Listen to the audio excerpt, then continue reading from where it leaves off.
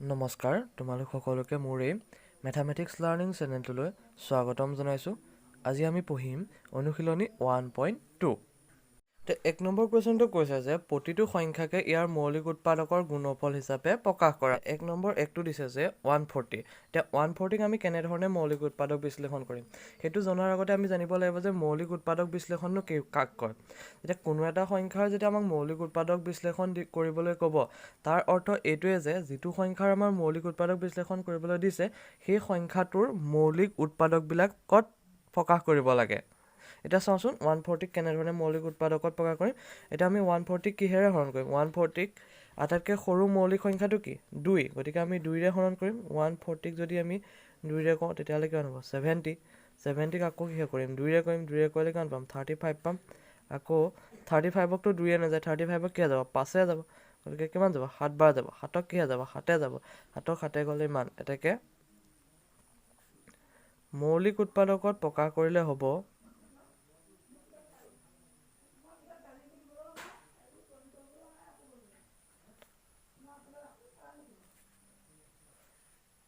2 × 2 × 5 × 7, বা এইটো আমি এনেধৰণেও লিখিব পাৰিম 2² × 5 × 7। 2 নম্বৰটো দিছে যে 156। ইয়াক আমি কিহে কৰিব লাগিব? হৰণ কৰিব লাগিব। কিহে হৰণ কৰিব লাগিব? আটাইতকৈ সৰু প্ৰথম মৌলিক সংখ্যাটোৱে হৰণ। এককৰ ঘৰত যেতিয়া যুগ্ম সংখ্যা থাকে তেতিয়াহ'লে আমি সদায় কিহে হৰণ যায় বুলি গম পাওঁ? 2ৰে হৰণ যায়। যদি আমি 2ৰে হৰণ কৰি চাওঁ তেতিয়াহ'লে আমি কিহেন যাব পাৰিব?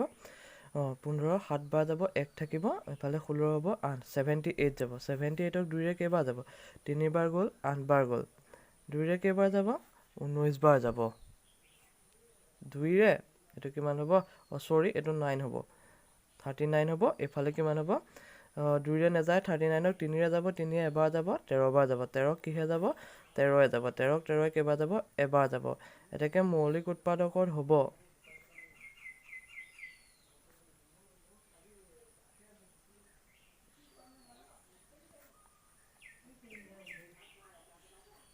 2 পূৰণ 2 পূৰণ 3 পূৰণ 13। আমি যেতিয়া এনেধৰণে পাতিছোঁ, এই প্ৰতিটো চোৱাচোন, প্ৰতিটো সংখ্যাই কি হৈছে? একোটা মৌলিক সংখ্যা হৈছে। এইটোৱে হৈছে মৌলিক উৎপাদক। আমি ইয়াক এনেধৰণে প্ৰকাশ কৰিব পাৰোঁ 2² × 3 × 13। 3 নম্বৰটো দিছে যে 3825। আমি এতিয়া ইয়াৰ মৌলিক কি উলিয়াব লাগে? মৌলিক উৎপাদকৰ গুণফল হিচাপে ইয়াক প্ৰকাশ কৰিব লাগে। এতিয়া চাওঁচোন, ইয়াৰ এককৰ ঘৰত কি আছে? 5 আছে। গতিকে এককৰ ঘৰত 5 থাকিলে কিহে হৰণ যায়? 5ৰে হৰণ যায়। গতিকে আমি কি কৰিম? 3825ক প্ৰথমতে 5ৰে হৰণ কৰি চাম। যেতিয়া আমি 5ৰে হৰণ কৰিম এইটো কিমান বাৰ যাব? প্ৰথমতে চোৱাচোন, 5 × 7 = 35, থাকিলে 3, 32, 5 × 6 = 30, থাকিলে 2, 765 বাৰ যাব। 765ক আকৌ কিহে যাব? 5ৰে যাব। 5ৰে কৰিলে কিমান যাব? এইটো 7 1 হ'ল, 2 আহিলে, 5 হ'ল, গতিকে 3 আহিলে, 153 আহিলে। 153 কিহে যাব? এইটো কিহে যাব? 3ৰে যাব। 3 × 5 = 15, 3 × 3। আকৌ 51ক কিহে যাব? তোমাৰ 17এ যাব। 51ক যদি মই 17এ কৰোঁ, 17এ কওঁ তেতিয়াও সেই 3 থাকিব। আকৌ 3ক যদি কৰোঁ তেতিয়া 3 কিহে যাব? 3য়ে এবাৰ যাব। এতেকে মৌলিক উৎপাদকত হ'ব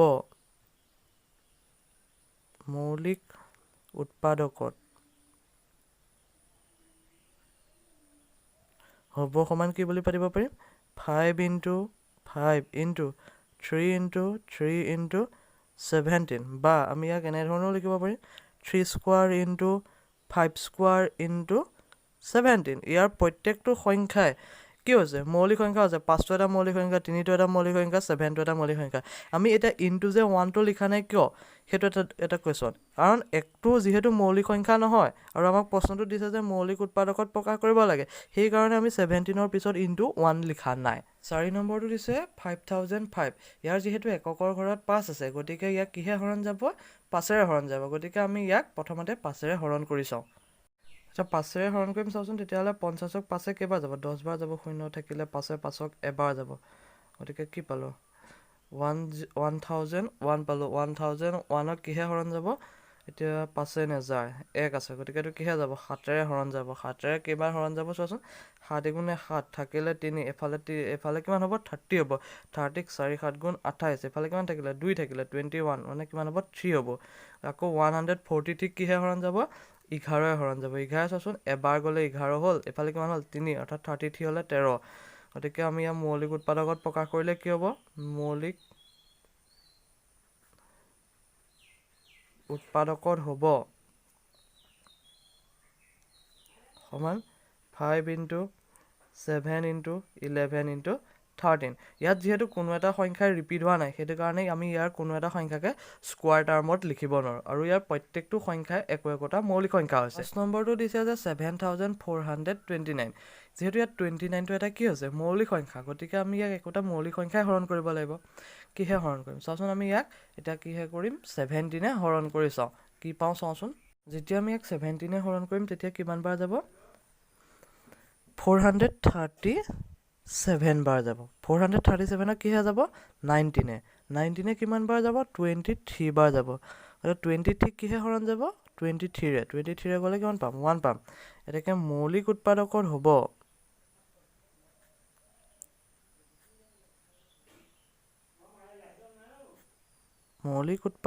হ'ব সমান 17 × 19 × 23 আমি এনে ধৰণে কোনো এটা সংখ্যাক সিহঁতৰ মৌলিক উৎপাদকৰ গুণফল হিচাপে প্ৰকাশ কৰিব পাৰোঁ নম্বৰ কোৱেশ্যনটো কৈছে যে তলত দিয়া সংখ্যা কেইযোৰৰ লসাউ আৰু গসাউ উলিওৱা সত্যাপন কৰা যে লসাগু পূৰণ গসাউ সমান সংখ্যা দুটাৰ পূৰণফল এতিয়া 1 নম্বৰটো দিছে যে 26 আৰু 91 যেতিয়া আমাক গসাউ বা লসাগু উলিয়াবলৈ দিয়ে তেতিয়াহ'লে আমাক দি থোৱা সংখ্যা কেইটাৰ প্ৰথমতে সিহঁতৰ মৌলিক উৎপাদক বিশ্লেষণ কৰি ল'ব লাগে আৰু মৌলিক উৎপাদক বিশ্লেষণ কৰিম তেতিয়া দুইটা সংখ্যাৰ ক্ষেত্ৰত যিটো কমন টাৰ্ম থাকিব সেই কমন টাৰ্মটোৱে হ'ব গসাউ আৰু দুইটা সংখ্যাৰে উচ্চতম ঘাতবিলাকৰ পূৰণফলটোৱে হ'ব লসাগু প্ৰথমতে আমি 26ক কৰিম 26ৰ উৎপাদক বিশ্লেষণ কৰিলে কি হ'ব 2 × 13 91ক কৰিলে কি হ'ব 7 × 13 ইয়াতে চাওঁচোন এই সংখ্যা দুটাৰ ক্ষেত্ৰত দুইটাতে কমন সংখ্যা কি আছে 13 গতিকে ইয়াত গসাউ কিমান হ'ব 13 হ'ব গসাউ মানে কি গৰিষ্ঠ সাধাৰণ উৎপাদক তাৰপিছতে আকৌ লসাগু কি হ'ব ইয়াত চোৱা প্ৰত্যেকটো সংখ্যাৰ উচ্চতম ঘাত ইয়াত উচ্চতম ঘাত কি 2ৰ উচ্চতম ঘাত 1 প্ৰতিটো সংখ্যাতে উচ্চতম ঘাত 1 হৈ আছে গতিকে আমি সিহঁতক পূৰণ কৰি দিলেই হ'ব যিহেতু ইয়াত 13 দুটা আছে গতিকে আমি 13 দুটা পূৰণ নকৰোঁ সিহঁতৰ যিকোনো এটা সংখ্যা পূৰণ কৰিলে হ'ব অৰ্থাৎ লসাগুৰ কাৰণে কি কৰিব লাগিব 2 × 13 × 7 এটা চাওঁচোন এতেকে গসাউ সমান 13 লসাগু সমান কিমান হ'ব 2 × 7 × 13 গতিকে কিমান পাম 7 × 91 91 পূৰণ 2 যদি কৰোঁ তেতিয়াহ'লে কিমান পাম 182 পাম এনেধৰণে আমি লসাউ আৰু গসাউ উলিয়াব পাৰোঁ এতিয়া আমাক সত্যাপন কৰিবলৈ দিছে অৰ্থাৎ প্ৰমাণ কৰিবলৈ দিছে যে লসাউ পূৰণ গসাউ সমান সংখ্যা দুটাৰ পূৰণফল অৰ্থাৎ এই যিটো লসাগু আৰু গসাগু পালোঁ এহেত সংখ্যা দুটাৰ পূৰণ কৰিলে যিটো পূৰণফল পাম সেই পূৰণফলটো আমাক দি থোৱা সংখ্যাকেইটা অৰ্থাৎ 26 আৰু 91ৰ পূৰণফলৰ সৈতে সমান হ'ব এতিয়া আমি প্ৰথমতে পাতিছোঁ লসাগু পূৰণ গসাউ এতিয়া লসাউ কিমান আছিলে 182 আৰু গসাউ কিমান আছিলে 13 যদি মই এহেত দুটাক পূৰণ কৰোঁ তেতিয়াহ'লে পূৰণফলটো কিমান পাম 2366 আকৌ সংখ্যা দুটাৰ পূৰণফল কিমান পাম এতিয়া আমি চাওঁচোন আকৌ সংখ্যা দুটাৰ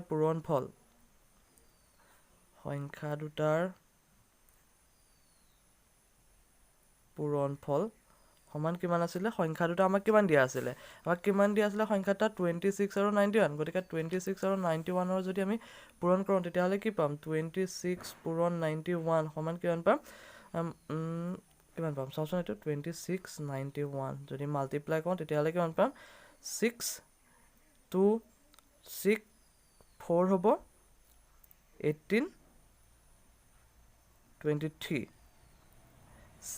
6632 সমান কিমান পালোঁ 2366 এতিয়া দেখা গ'ল যে লসাগু পূৰণ গসাউ সমান সংখ্যা দুটাৰ পূৰণফল অৰ্থাৎ লসাগু আৰু গসাগুৰ যিটো পূৰণফল পালোঁ সেই পূৰণফলটোৰ লগত সংখ্যা দুটাৰ পূৰণফলটো একে হ'ল এতেকে প্ৰমাণিত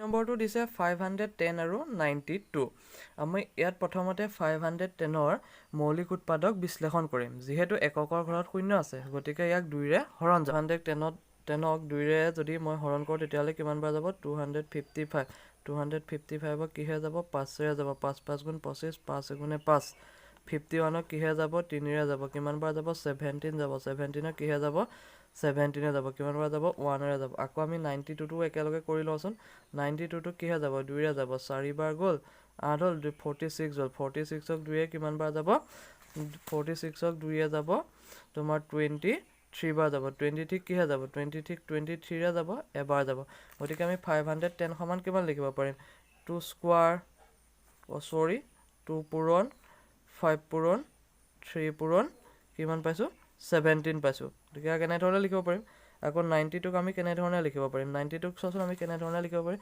2 পূৰণ 23 অৰ্থাৎ 2 স্কোৱাৰ পূৰণ 23 এতিয়া যেতিয়া আমাক গসাউ কথা আহিব গসাউটো কি আছিলে দুইটা সংখ্যাৰ ক্ষেত্ৰতে কমন গতিকে দুইটা সংখ্যাতে কি আছে কমন 2 আছে গতিকে গসাউ কি হ'ব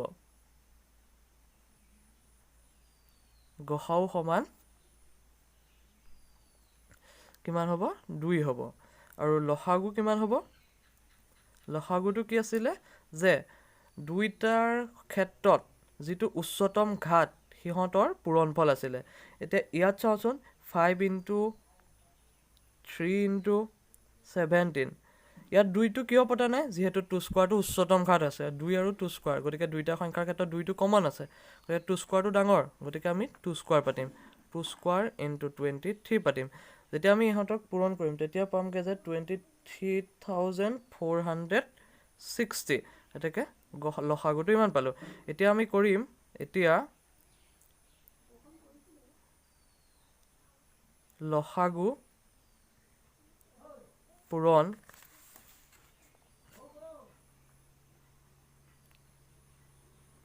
গসাউ যদি পাতোঁ তেতিয়াহ'লে কি পাম